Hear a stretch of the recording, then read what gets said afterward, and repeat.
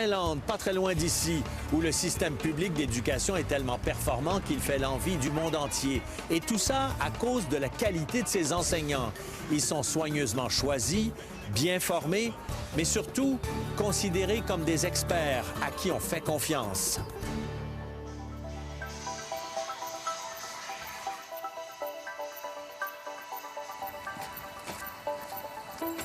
L'école primaire Aurora a de la visite ce matin-là. Good morning, children. Une spécialiste américaine de l'éducation très connue, Diane Ravitch. Et on tient à se montrer sous son meilleur jour.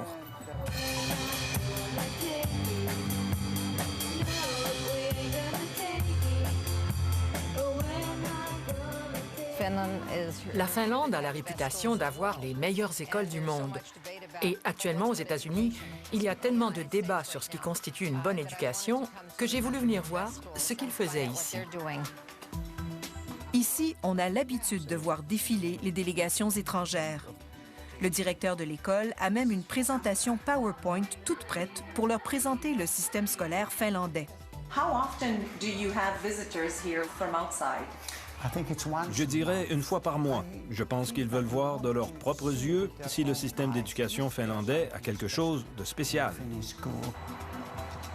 Depuis 2000, la Finlande, petit pays de 5 200 000 habitants, se classe systématiquement dans le peloton de tête lors des évaluations PISA de l'OCDE qui comparent les apprentissages des élèves de différents pays. Et on cherche la recette de son succès.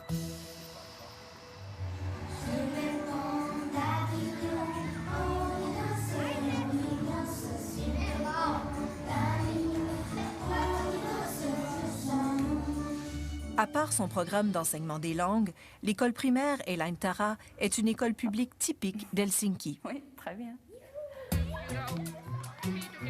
Anu Kara enseigne depuis 15 ans dans cette école, où elle semble heureuse. Nous sommes très satisfaits de notre milieu de travail. On s'entraide, on parle de nos problèmes. Il y a vraiment un très bon esprit d'équipe. La classe de mathématiques. Ce qui frappe tout de suite, c'est le nombre d'adultes dans une classe qui ne compte que 21 élèves. Une assistante professeure pour surveiller les plus turbulents et une professeure spécialisée qui fait équipe à temps plein avec Anu Kara. Nous devons très bien connaître chaque élève et puis fixer des objectifs selon son niveau. Sont-ils visuels, auditifs? Quelle est la meilleure façon pour eux d'apprendre? Notre travail, c'est de le découvrir. Parfois, le groupe se divise en deux pour essayer des méthodes différentes avec certains enfants. La Finlande mise sur la détection précoce des difficultés et sur des rythmes d'apprentissage qui varient selon les élèves. Les efforts sont donc concentrés au primaire. Au cours de leur scolarité, près de la moitié des jeunes Finlandais auront bénéficié d'une forme d'aide personnalisée. À l'heure du dîner, qui est fournie gratuitement par l'école, les enseignants restent avec leur classe. Certains d'entre eux suivent leurs élèves pendant plusieurs années.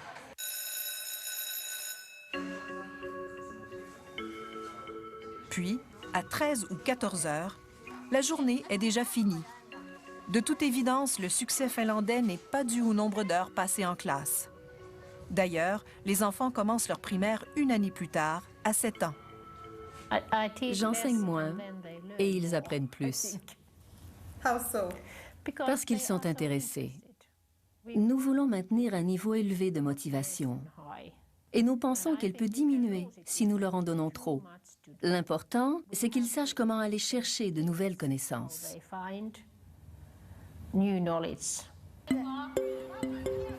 Tia et sa sœur Charlotte ont donc l'après-midi de libre. Direction la maison. En autobus, gratuit aussi pour tous les écoliers. Il y a bien quelques devoirs à faire, mais les fillettes sont loin de crouler sous le travail. Les parents ne s'en plaignent pas. Le couple franco-finlandais vient de quitter la France pour s'installer ici, en grande partie à cause du système d'éducation. Les objectifs éducatifs sont plus réalistes et donc plus faciles à atteindre et par contre ils sont plus suivis aussi. Tu es allé à la bibliothèque après l'école? Non. Je m'étais retrouvé en train de compter l'argent que je devais mettre de côté pour mettre les 2 filles dans le système privé, alors qu'ici, on peut faire entièrement confiance au public. Je ne sais pas s'il y a quelque chose d'idéal à 100%, parce qu'il y a toujours peut-être des désaccords ou des faillites, mais moi, en tout cas, je n'en trouve pas en ce moment. Et surtout dans cette école, non, j'ai confiance à 100%.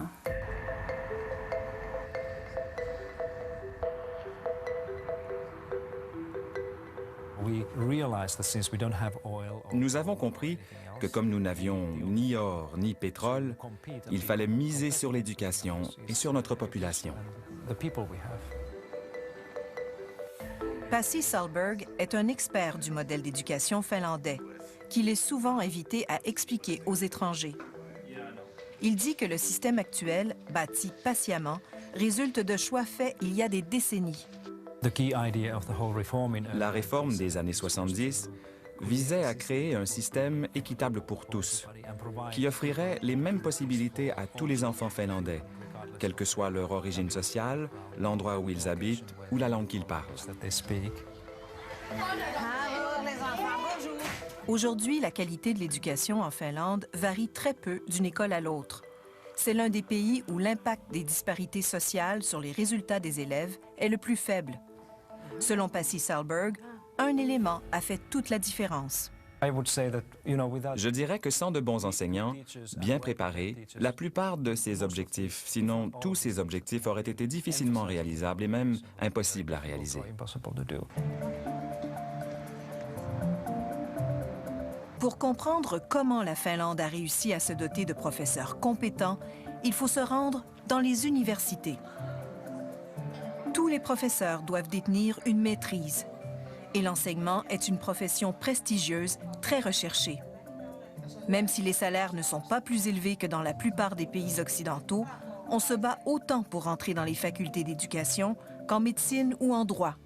I'm so excited about this because this is my dream. Je suis très content parce que c'est la 3e fois que je postule. J'ai finalement réussi et j'ai très hâte de commencer. Environ 2000 personnes ont posé leur candidature et seulement 120 ont été acceptées. C'est vraiment difficile. Why do you think there's so many people wanting to get in the faculty of education? C'est la passion du métier et les enseignants sont très appréciés en Finlande. Like teachers are appreciated in Finland. Lorsque vous avez un contrôle de la qualité dès le début, quand les étudiants finissent leurs études, on se retrouve dans une situation où il y a beaucoup moins de risques d'avoir de mauvais professeurs. La méthode finlandaise, investir dès le début pour attirer de bons candidats, bien les préparer et leur faire confiance. Nous ne faisons pas confiance à nos enseignants. C'est une grande différence. Les enfants partis, la journée est loin d'être terminée pour Anu et sa collègue Sala. Elle prépare les cours du lendemain. Les enseignants jouissent d'une très grande liberté pédagogique. Ils sont aussi responsables de l'évaluation des élèves, ce qu'ils font constamment. Mais les notes ne sont utilisées qu'à titre informatif pour ajuster l'enseignement.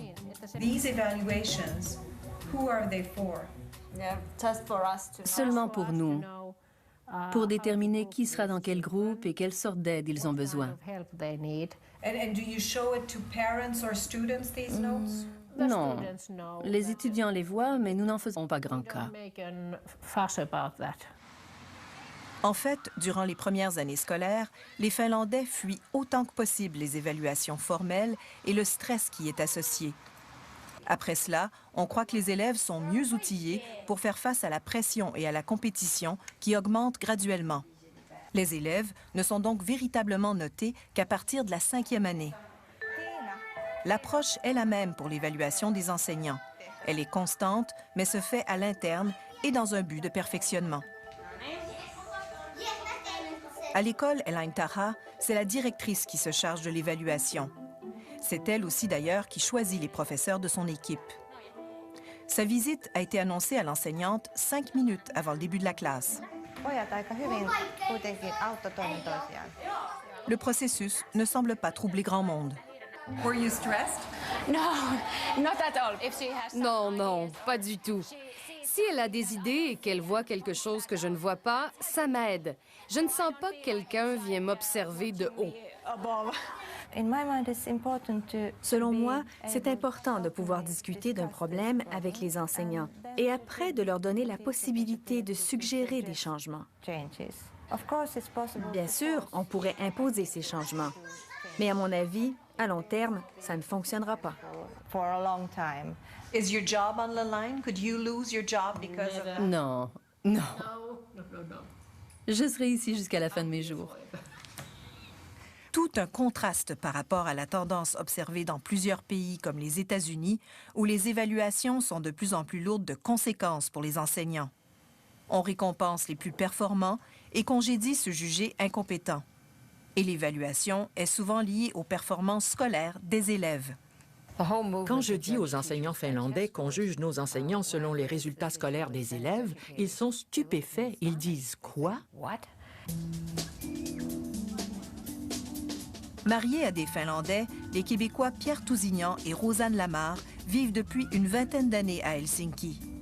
Ils enseignent tous deux à l'école franco-finlandaise qui fait partie du système public du pays.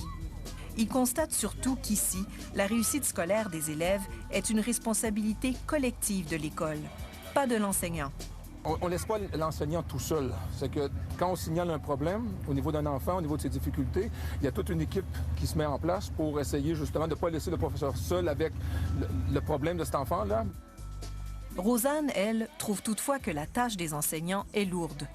La Finlande, qui dépense en éducation un peu moins que la moyenne des pays occidentaux, dont le Canada, a sabré dans les structures comme les commissions scolaires. Et les écoles doivent en faire plus. C'est une vocation, l'enseignement.